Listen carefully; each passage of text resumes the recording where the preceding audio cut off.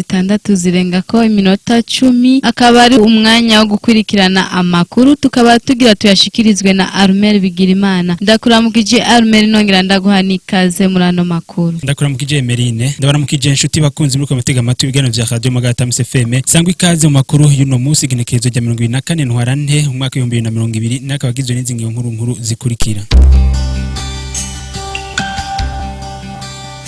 Igenekerezo rya 24 ntwarante uko umwaka utashe n'umunsi mpuzamakungu wahariwe kugwanya indwara y'igituntu, tukaba twipfurije kugira amagara meza no gukira ku basanzwe bagendana iyo ndwara. Abarundi barahamagarirwa gufatana munda no kubahana na cane muri kino gihe twimirije amatora. Ikiyaga Tanganyika kibandanya kiduga aho abasanzwe bakorera imirimo yabo ku nkengera yacu hamwe n'abahaba babuze ayo bacira nayo bamira bakaba bariko barahava kubera gutegwa n'amazi. Mukanya ni nkuri mwimwe ukwayo mu binga bw'ivyuma tuko dufashwa na Jean Cheese. Kwino muri sanze muri radio Magara tamze fe. Ndasubiye kubaramutsa. Abarundi barahamagarirwa gufatana munda hamwe no kutinubana na cyane muri kino gihe twimirije amatora. Ivyo bikaba byavugiwe mu nyigisho zatanganijwe n'ishira hamwe OAP.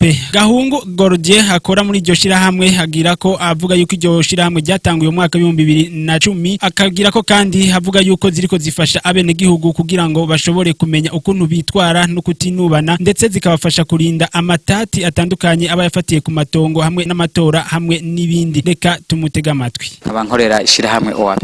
Ishirahamwe OAP risanzwe rikorera mu migambi ijanye n'ivy'amahoro n'intwari ibereye kuva kera cyane kuva muri 2010. Rero ahisanzwe ikorera ishira mu ngiro imigambi yaryo cyane imigambi yo kunywanisha abahoze ku rugamba n'abasangwa hamwe no kubakaburira ibikorwa byo kwiteza imbere cyane muri bihe twimirije vyiza by'amatora. OAP yasanze arakaryo keza gusubira gukaburira abantu bose batandukanye, imboneza, abatowe, abarongoye imigambwe, abarongoye amadini, abarongoye amashira hamwe, bari muri komite zihurikiwemo na bose zijejwe umutekano n'abandi bose kugira ngo tubakaburire ibijanye no gusimbataza amahoro mu kibano, gutatura amatati bidaciye mu nguvu, kwirinda ikoreshwa n'ibindi kugira ngo dusubire tubakabure kubandanya babana neza no gutatura amatati yo mu kibano bidaciye mu nguvu cyane amatati afatiye ku matora. Abari bitavye ibi biganiro baryohewe cyane, bavuze bati ahubwo mwari mwaratevye mbere muzonagaruke, bati mubiteguye mu gihe ciza cyane aho twumva hirya no hino iyo hegereje amatora benshi imitwe ishuha cyane ugwaruka ruri mu migambwe rugaca rutangura gusitana no kugiranira nabi gutyo imibano igatosekara. Bavuze bati rero ibiganiro bije hageze atahubwo mbere muzonagaruke vuba kuko birafise akamaro kanini cyane. Mu kurangiza mbere akamusi ndagatera abatashitse hano gusa ndagatera n'abarundi bose nkuko abaturongoye mu gihugu gushika ku rwego rwo hejuru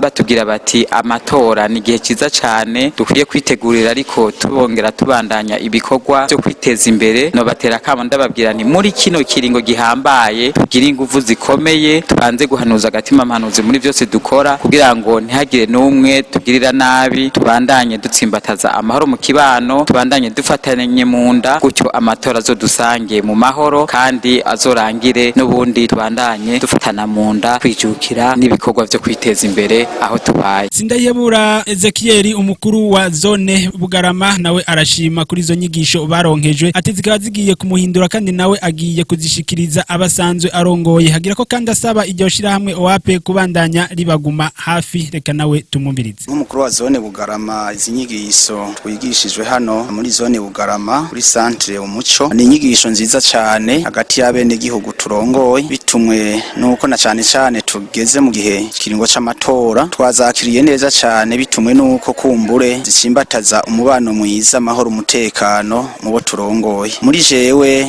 zampinduye cyane bitumwe nuko turavya bo turongoye twababonamwo imigwi niriya, bamwe ugasanga barakoreshwa n'aba abandi bakoreshwa n'abariya, ariko muri zino nyigisho twari ku ruganda rukomeye kumbure tugiye gusikiriza abo turongoye kugira ngo bamenye ingene babana neza mu butandukane bwacu. Nkurongoye zone Bugarama ico ngiye gukora, izi nyigisho ndazishiriye natwe abo turongoye kugira ngo tubegeranye tubakoranye ku kumbure natwe tubigishe kugira ngo baze baratahura ingene babana neza mu mibano yacu ya misi yose. Nk'ijambo nosaba ishirahamwe wape twagomba tubasabe dushimise, turazi ko izi nyigisho atari rya mbere baziduha, twamana nabo kandi turababona keshi ku kivi na cane cane mu bikorwa by'iterambere. Twabasaba rero kutaduhebana n'ubu, bagashishikara kudufata mu mugongo mu kutugwiriza inyigisho nk'izi, kandi bagashishikara kumbure kuduhora hafi badusanga no ku kivi kugira ngo barabe nabo inyigisho kumbure baduha yuko tuzishikiriza abene gihugu.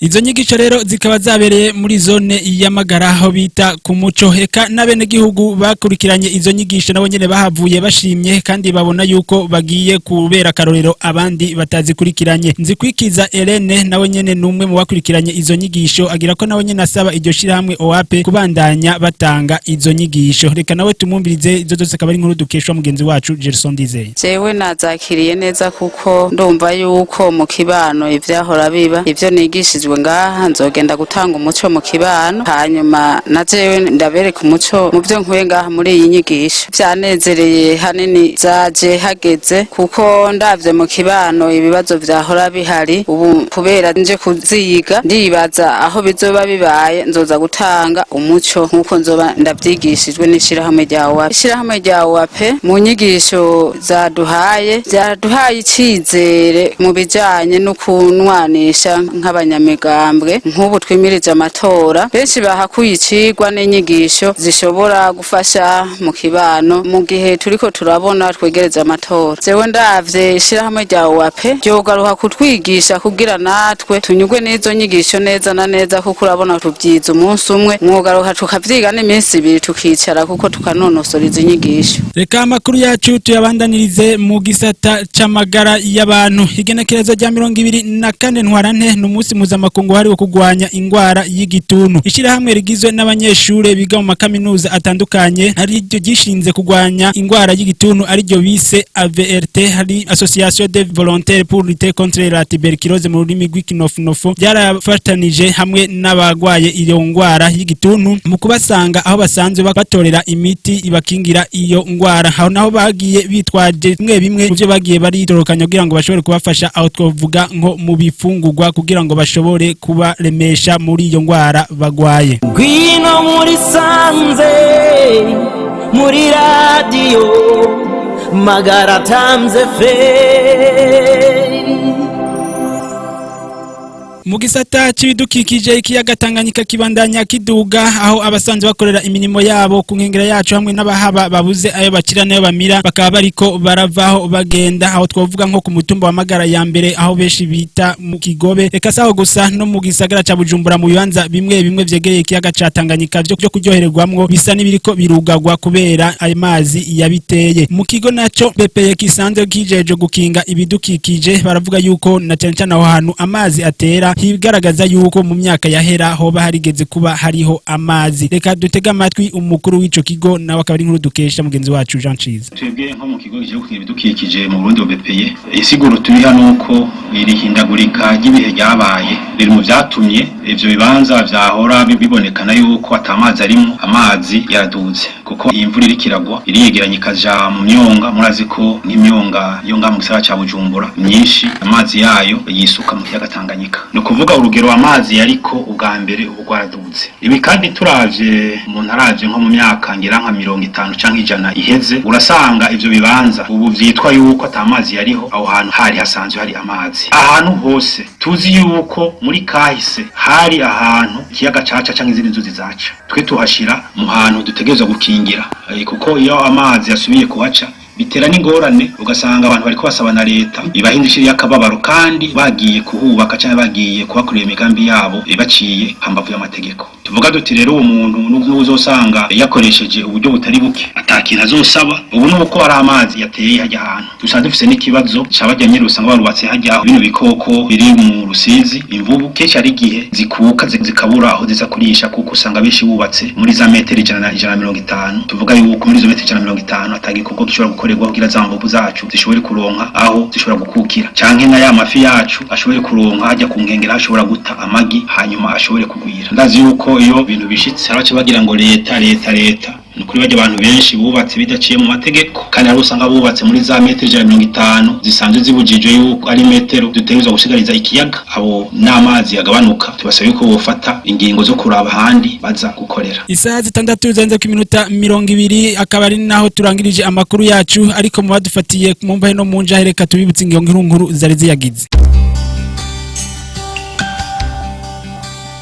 Igenekerezo rya 24 ntwarante n'umunsi mpuzamakungu wahariwe kugwanya ingwara y'igituntu. Abarundi barahamagarirwa gufatana munda hamwe no kutinubana na cyane muri bino bihe twimirije amatora. Ivyo navyo bikaba mwavyumvise cyavugiwe mu nyigisho zatanzwe n'ishirahamwe OAP. Ikiyaga Tanganyika kibandanya kiduga aho abasanzwe bakorera ku nkengera y'ico kiyaga canke n'abahaba batakironka yo bacira nayo bamira kumvo zuko amazi yabateye. Ndabashimiye mwebwe mwese mwari muteze amatwi amakuru ya Radio Magara FM. Nshimire uruganda rwa Radio Magara FM rwaduturukanije ano makuru. Sino kwibagira gushimira Ciza ja yatumye amajwi abashikira neza. Amakuru nayo mukamwashikije na Armel BIGIRIMANA naho utaha. Kwino muri sanze muri radio Magara FM